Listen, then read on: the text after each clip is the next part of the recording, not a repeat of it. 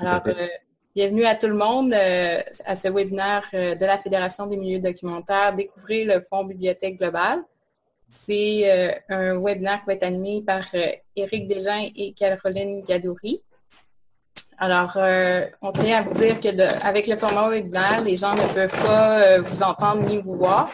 Alors, vous êtes invités à poser vos questions, soit par le chat, soit questions-réponses, ou lever la main en cours de présentation, si vous voulez. Puis, les présentateurs vont répondre à vos questions, vont aller voir de temps en temps s'il y a des questions. Oui. Alors, je voulais aussi, dans le fond, le conférencier vont expliquer c'est quoi le Fonds Bibliothèque globale, son objectif, quels projets peuvent se qualifier. Ils vont décrire un peu les critères que le jury vont appliquer pour choisir le projet qui va gagner la bourse. Puis, comment soumettre votre projet. Donc, M. Bégin est président chez Solutions Inlibro, puis Caroline Gadouri est bibliothécaire à la division du programme RAC, Rénovation, Agrandissement et Construction de bibliothèques à la Ville de Montréal. Et tous les deux sont membres du comité Fonds Bibliothèque globale de la Fédération des milieux documentaires. Donc, je vais maintenant vous passer la parole et ce ne sera pas long.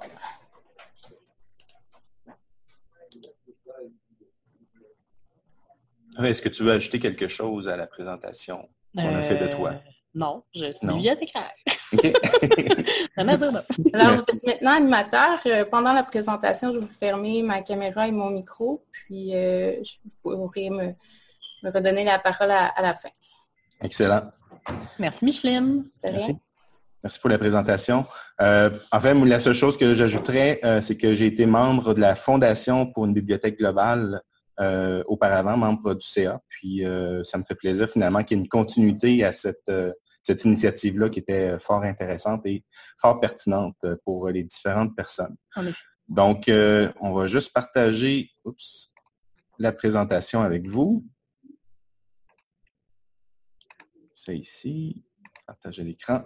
Donc, vous devriez voir notre écran. Comme Micheline l'a mentionné, on est des membres du comité Fonds pour une bibliothèque globale de la Fédération des milieux documentaires.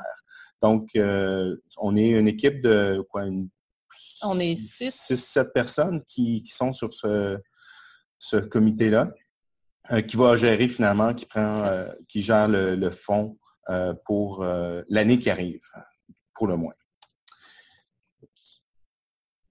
Donc, je vais commencer par la présentation, puis Caroline va prendre la relève un petit peu plus loin. Ce qu'on va parler, c'est l'historique du fonds, donc d'où ça vient, c'est quoi les objectifs, les bourses et conditions pour appliquer et, bien sûr, l'admissibilité pour les personnes qui veulent soumettre des projets. On va parler également des critères d'évaluation, les procédures de soumission, puis à quel moment sera fait l'annonce du récipiendaire et on répondra aux questions. Si vous avez des questions en cours de route, nous, on va jeter un coup d'œil une fois de temps en temps au chat. Donc, à l'occasion, on va aller voir, parce qu'on n'a pas de notification en temps réel s'il y a des questions. Donc, on va prendre quelques pauses une fois de temps en temps pour aller voir s'il y en a. Donc, l'historique du fonds, je l'ai mentionné, la Fondation pour une bibliothèque globale a été... c'est une fondation qui a été créée en août 2008, donc dont la mission était de soutenir les bibliothèques dans les pays en voie de développement, notamment dans les pays francophones. Vous allez voir, il y a une petite nuance à ça qu'on va parler un petit peu plus loin. On a un petit peu étendu là, la portée du fonds pour inclure plus de projets. L'objectif de la Fondation à ce moment-là, c'est vraiment le transfert d'expertise en bibliothéconomie, faciliter l'accès au libre l'accès libre au contenu éducatif et culturel, puis l'insertion des technologies de l'information dans les bibliothèques. Il y a plusieurs projets internationaux qui ont été réalisés entre 2008 et 2017, entre autres des étudiants haïtiens qui sont venus ici. Je ne sais pas si on fait la liste, je ne crois pas. On a des gens qui sont allés également au Burkina Faso pour faire des projets là-bas. Donc, c'est des genres de projets qui sont vraiment appréciés par la communauté internationale, surtout dans les pays du Sud, et puis qui donnent aussi là, une bonne... ça leur donne un coup de main qu'il n'y aurait pas autrement. Donc, suite à la dissolution de la Fondation en 2017, les montants qui avaient été accumulés ont été transférés à la STED du moment, qui est maintenant la Fédération des milieux documentaires. Et puis, on a décidé de mettre en place là, le Fonds pour une bibliothèque globale. Et c'est ce qu'on vous présente aujourd'hui. L'objectif, en fait, c'est la poursuite des objectifs de la Fondation, donc faciliter la réalisation de projets internationaux dans la francophonie en développement. En fait, ce qu'on ajoute également, c'est des projets qui pourraient être en lien avec les communautés autochtones du Québec ou d'ailleurs, je vous imagine aussi. Donc, les projets avec les communautés autochtones sont également permis pour maintenant avec le Fonds pour une bibliothèque globale.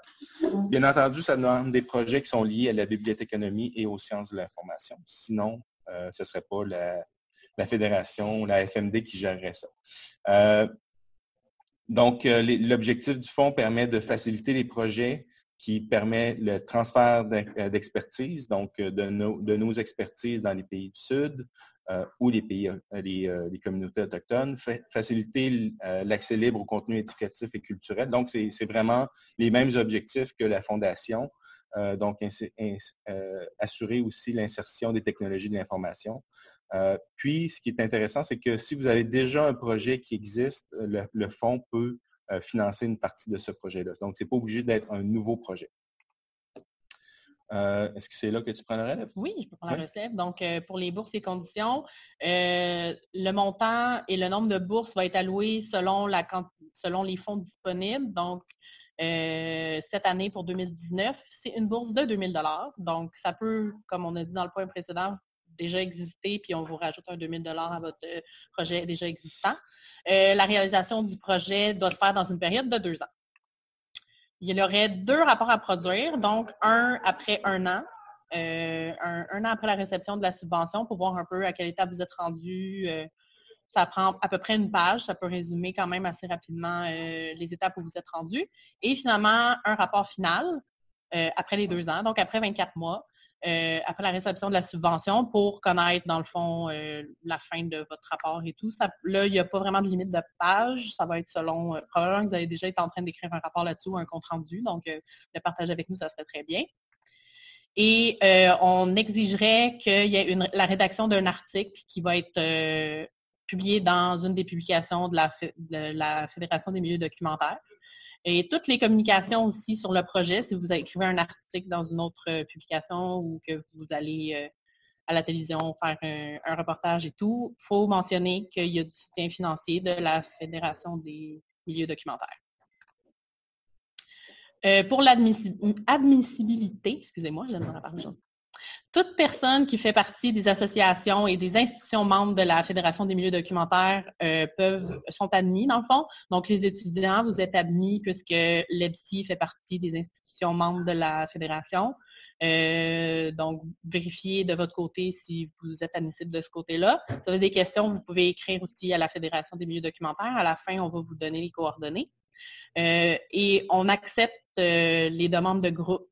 Mais ça doit être un membre qui fait, dans le fond, c'est un membre qui va représenter le groupe.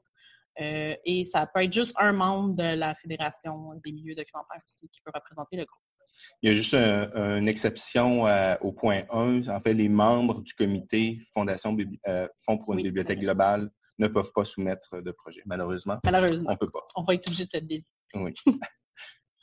Donc, ici, c'est le tableau des critères d'évaluation. Donc, c'est les points principaux sur lesquels on va se baser pour évaluer tous les projets, le jury, quand on va se rencontrer. Donc, l'adéquation avec les objectifs du fonds. Donc, vous pouvez aller voir, on vous les a présentés au début, donc vous pouvez retourner voir au début, qui va valoir 10 % de la pondération. La pertinence du projet, 25 % de la pondération. L'originalité aussi, on veut que la créativité et l'initiative ressortent. Donc, on va donner un 10 % pour ça. Que votre calendrier, votre planification, organisation soit quand même clair, ça va être important aussi comme point, 10 Impact et pérennité, parce que la pérennité, ça reste quand même important aussi. Donc, on veut s'assurer que votre projet soit pérenne, donc 20 pour ça. Justification du budget, un aspect important, 15 donc votre 2000 $, dans quoi vous allez le dépenser. Et compétences et pertinence de l'expérience candidat, on a mis 10 parce qu'on considère que s'il y a des étudiants qui ont un peu moins d'expérience, on ne veut quand même pas vous enlever vos chances de participer. Donc, c'est un 10 de ce côté-là, pour un total de 100 pour les critères d'évaluation. J'ai fait le calcul, puis je me suis assuré que ça arrivait à 100%. Il y a trop de chiffres. Donc, les procédures de soumission pour remplir le formulaire, vous devez aller sur le site de la Fédération des milieux documentaires. On a besoin que vous remplissiez le formulaire et on a besoin de votre CV et une biographie des collaborateurs si vous en avez. Donc, le plus complet, c'est le plus facile, c'est facile à évaluer. La date limite de remise de vos candidatures, c'est le 1er octobre 2019, donc c'est dans 2 semaines à peu près. Ouais. Et par courriel, si vous avez des questions et tout, vous pouvez rejoindre l'équipe à info@fmdoc.org pour vos questions. On va dévoiler le récipiendaire du prix lors du cocktail de clôture du Congrès des professionnels de l'information qui va se dérouler le 30 octobre prochain à 16h30. Donc, je vais juste aller voir. C'est le temps des questions. Est-ce que faut arrêter le partage, je crois. On n'a pas reçu de questions. Si vous avez des questions, c'est maintenant ou jamais. Peut-être un petit moment pour les gens, s'ils veulent penser un petit peu avant d'écrire leurs questions. Oui. On va te redonner le contrôle, Micheline. OK.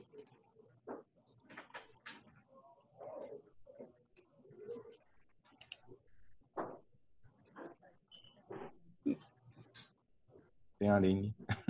On te voit. On a une question, je crois. Pouvez-vous nous donner des exemples de projets? Je sais que Lionel il avait fait un projet. En fait, il en avait fait 3 dans des pays d'Afrique, mais je ne me souviens plus c'est lesquels. Je pense qu'il en avait fait un au Maroc ou en Algérie, je ne suis plus trop sûre. Puis, c'était un projet où il travaillait dans les bibliothèques et il aidait. Dans le fond, c'était une aide pour fournir des ressources aux femmes pour... je ne sais pas c'était quoi l'objectif, là, mais il aidait à fournir des ressources aux femmes pour qu'elles soient moins isolées, pour qu'il y ait plus de ressources pour trouver du travail, des choses comme ça. Oui. Il y avait eu un des projets faits avec Haïti, justement, où des étudiants haïtiens étaient venus au Québec faire le tour de quelques bibliothèques. Je pense qu'il y avait eu une mini-formation à l'EPSI également. Nancy demande si un projet de e-learning peut fonctionner en autant que ça ait un lien avec la bibliothéconomie.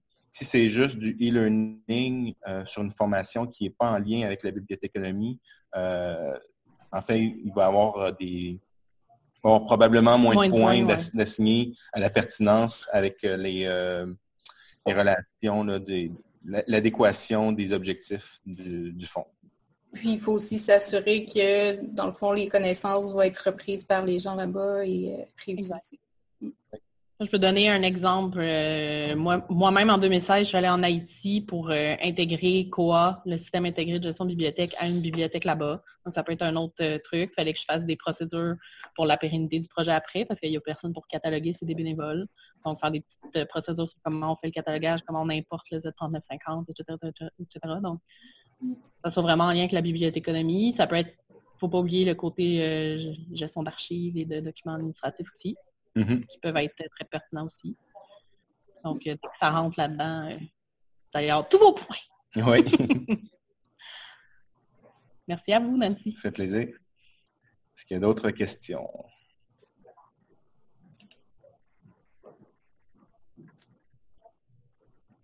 Ça a été rapide. C'est sûr que si les gens ne pensent pas à des questions puis en ont par après auxquelles ils n'ont pas pensé sur le coup, vous pouvez toujours m'écrire puis écrire à la fédération fmdoc.org. info@commercialfmdoc.org, puis on va vous répondre aussi. Est-ce qu'on a les courriels des personnes qui ont assisté à la présentation? Oui, on a les courriels avec lesquels ils se sont inscrits. En fait, la présentation va être sur le site web FMDoc aussi? Ouais. On pourrait aussi leur envoyer la présentation PDF. Plutôt que d'avoir à nous écouter encore au complet parler. Allez à votre rythme. Oui. Bon, je pense qu'il n'y a pas d'autres questions pour le moment. Alors, on pourrait peut-être clore le webinaire. Oui, après, j'irai avec une question, moi. Oui. Est-ce que certains d'entre vous ont l'intention de soumettre un projet? Oui. Ah, c'est une bonne question. Tout le monde est encore là, en fait. Oui.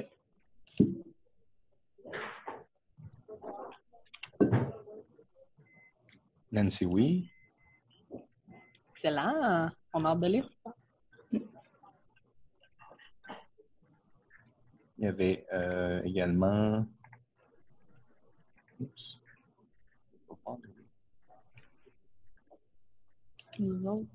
Daniela et Louise, est-ce que vous avez l'intention de soumettre des projets? Donner un petit peu de compétition à Nancy quand même.